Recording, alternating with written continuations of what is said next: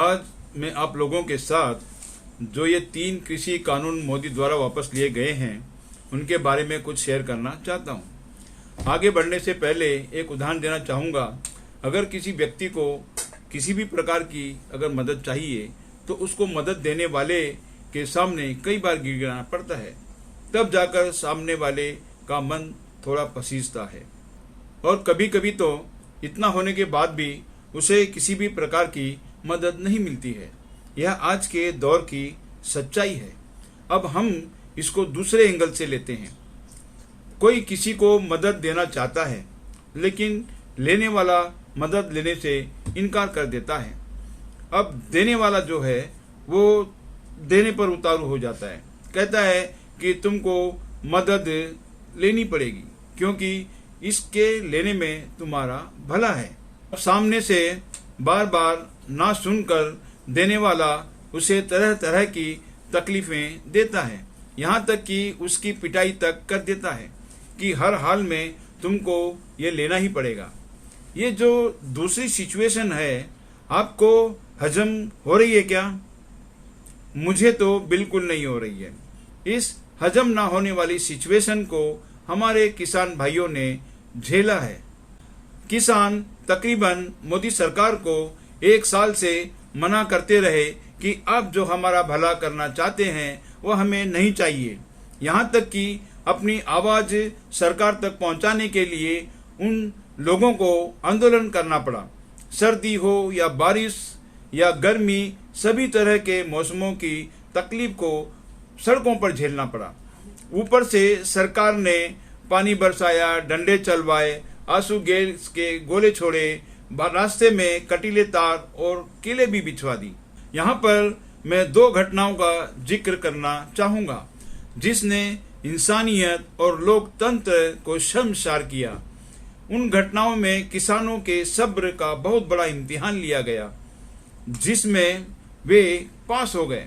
एक घटना करनाल की है जिसमें एक IAS अधिकारी के ऑर्डर से किसानों के सर तक फोड़ दिए गए, जिसमें एक किसान की मृत्यु तक हो गई थी।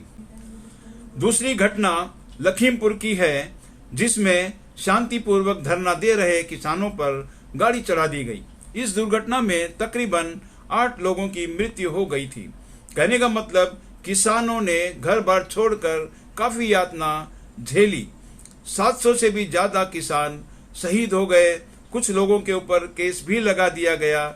यह सब इसलिए हुआ कि किसान नहीं चाहते थे कि उन 3 कानूनों को लागू करके उनका भला किया जाए।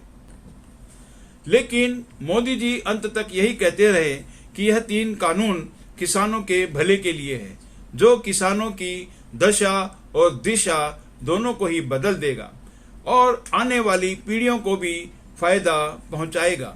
लेकिन इन 3 कानूनों के फायदे को सरकार समझाने में कामयाब नहीं रही। जब किसी काम की शुरुआत ही अच्छी ना हो तो उसका अंजाम भी अच्छा कैसे हो सकता है? आप सभी को यह पता है कि किस तरह जबरदस्ती ये कानून लाए गए थे।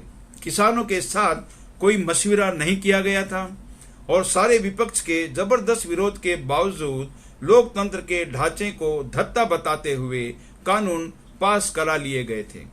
अब बात आती है नीयत की। अगर सरकार की नीयत सचमुच किसानों की मदद करने की थी तो शांतिपूर्वक उनके साथ बैठकर उनको समझाने की कोशिश क्यों नहीं की गई, बल्कि इसके विपरीत उनको उकसाने और बदनाम करने के लिए उनको आंदोलनजीवी, मवाली, आतंकवादी और पता नहीं क्या क्या कहा गया। पीयूष गोयल जैसे सीनियर नेता ने उनको माओवादी का समर्थन तक बता दिया और राव साहब दानवे ने तो एक कदम और आगे जाकर यहाँ तक कहा कि आंदोलन के पीछे चीन और पाकिस्तान का हाथ है। बीजेपी के इंटरनल सर्वे ने जब यह रिपोर्ट भी दे दी कि दोनों ही स्टेट में बीजेपी की हार हो रही है, तो सरकार को ये 3 कानून मजबूरी में वापस लेने पड़े।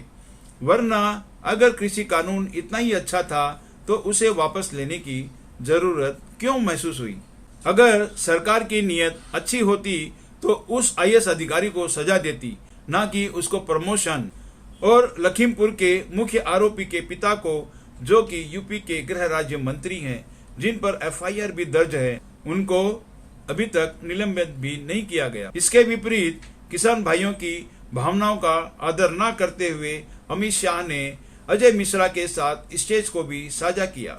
आप लोगों को पता है कि भाजपा को भार बर्दाश्त नहीं है। इसके कई उदाहरण मैं दे सकता हूँ, लेकिन वीडियो काफी लंबा हो जाएगा। बस इतना ही समझ लीजिए कि चुनाव को ध्यान में रखकर ही यह कदम उठाया गया है। इसके पहले की सरकारों ने देश हित को ध्यान में रखकर अपनी सरकार को खोने जैसा जोखिम उठाया है। 2008 में मनमोहन सिंह की सरकार ने अमेरिका से न्यूक्लियर डील के वक्त जोखिम उठाया था, क्योंकि लेफ्ट पार्टियां इस फैसले के खिलाफ थी और उन्होंने अपना समर्थन वापस ले लिया था। बड़ी मुश्किल से समाजवादी पार्टी के समर्थन से सरकार बची, क्योंकि कांग्रेस के पास सिर्फ 150 सीटें थी। लेकिन 1990 में तत्कालीन प्रधानमंत्री स्वर्गीय वीपी सिंह ने देश हित में अपनी सरकार को खोना मंजूर किया, लेकिन हालातों से समझौता नहीं किया। उस वक्त बीजेपी के समर्थन से उनकी सरकार बनी थी। बाद में बीजेपी ने अपना समर्थन वापस ले लिया था। यह पहली बार ऐसा हुआ है कि मोदी जी ने कोई कानून वापस लिया है, क्योंकि इसके पहले के जो भी कानून थे उनमें कोई ऐसा जोखिम नहीं आया था। यह सब किसानों के डेडिकेशन, एकता और कुर्बानियों और सहनशीलता की वजह से ही संभव हो पाया है। मैं तहे दिल से उनको मुबारकबाद देता हूँ। आपके दुख में हम सभी दुखी थे और अब आपकी खुशी में भी हम खुश हैं। किसान भाइयों को मेरा दिल से नमन। इसी के साथ मैं आप लोगों से विदा लेता हूँ। अगर किसी को मेरा ये वीडियो पसंद आया है तो इसे लाइक करें, कमेंट करें और शेयर करना ना भूलें। जय हिंद।